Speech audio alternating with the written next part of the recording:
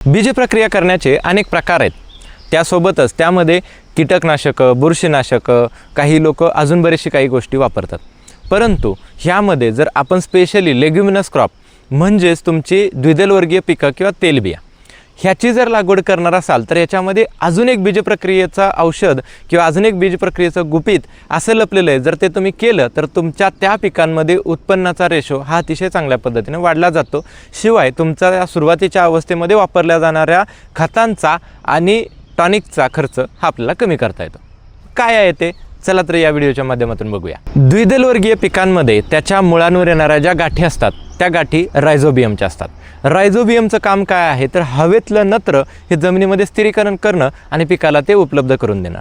त्यामुळं तुमच्या ह्या पिकांमध्ये नायट्रोजनचं प्रमाण आपल्याला कमी द्यावं लागतं खतांमधून, कारण जमिनीमध्ये नायट्रोजन फिक्सेशनचं काम तिथं अतिशय चांगल्या पद्धतीनं चालू असतं आणि पिकाची सुरुवातीची जी कायिक वाढ आहे किंवा त्याची व्हेजिटेटिव्ह ग्रोथ जी आहे तर ती अतिशय चांगल्या पद्धतीनं होत असते। मग आता ह्याच ठिकाणी बऱ्याचदा असा अजून एक प्रॉब्लेम आपल्याला जाणवतो, जर जमिनी आपल्या भारी असतील, चांगल्या असतील, चांगल्या खोलीच्या असतील आणि त्याच्यामध्ये ह्युमस कंटेंट असेल किंवा त्याच्यामधला सुपीकता जी आहे किंवा त्या जमिनीचा जो काही कस आहे तर तो कस चांगला आहे, अशा जमिनीमध्ये तुमच्या मुळांवरच्या ज्या गाठी असतात तर त्याचं प्रमाण हे अतिशय चांगलं राहतं। परंतु ज्या जमिनी हलक्या, मध्यम, रेताळ किंवा ज्यामध्ये क्षारांचं प्रमाण जास्त असेल किंवा ज्यामध्ये तुमच्या लाईमचं किंवा कॅल्शियमचं प्रमाण पण जास्त आहे, अशा बऱ्याचशा किंवा खडकाळ जमिनीमध्ये सुद्धा तुम्हाला ही लेग्युमिनस क्रॉप म्हणजेच डाळवर्गीय पिकं, द्विदलवर्गीय पिकं ही चांगली न येताना दिसतात। कारण ह्या जमिनीमध्ये तुमच्या मुळांवरती बनणाऱ्या ज्या रायझोबियमच्या गाठी आहेत तर त्या अतिशय कमी प्रमाणात बनतात किंवा बनतच नाहीत।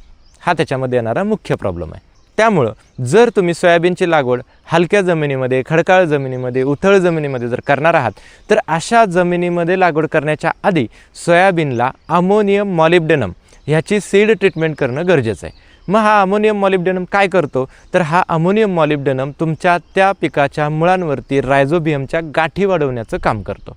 जसं तुमच्या ह्या मुळांवरच्या रायझोबियमच्या गाठींचं प्रमाण वाढेल इज इक्वल टू तुमच्या त्या पिकामध्ये ॲटमॉस्फेरिक नायट्रोजन, वातावरणातला नत्र जमिनीमध्ये स्थिरीकरण होण्याचं प्रमाण वाढेल आणि त्यामुळेच तुमच्या पिकाची जी काय कायिक वाढ आहे म्हणजेच तुमच्या पिकाची व्हेजिटेटिव्ह ग्रोथ आहे ती चांगली राहील।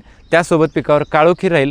काळोखी चांगली राहिल्यामुळे तुमच्या पिकामध्ये अन्नद्रव्य बनण्याचं प्रमाण जे आहे तर ते अतिशय चांगल्या प्रमाणात राहील, की जेणेकरून पुढं पिकाच्या ज्या काय वाढीच्या अवस्था आहेत तर त्या चांगल्या पद्धतीने निभावून नेल्या जातील। त्यामुळं जर तुम्ही हलक्या, उतळ किंवा खडकाळ जमिनीमध्ये जर सोयाबीनची लागवड करणार आहात तर ह्या वर्षी आठवणीनं अमोनियम मॉलिब्डेनम ह्याचा 10 ग्रॅम पर किलो बियाण्यासाठीचा डोस घ्यायचा आहे आणि त्याला आपल्याला बीज प्रक्रियेसाठी वापरायचं आहे। हे करा, नक्कीच तुमच्या हलक्या जमिनीमध्ये सोयाबीनचं पीकसुद्धा अतिशय चांगल्या पद्धतीनं आल्याशिवाय राहणार नाही।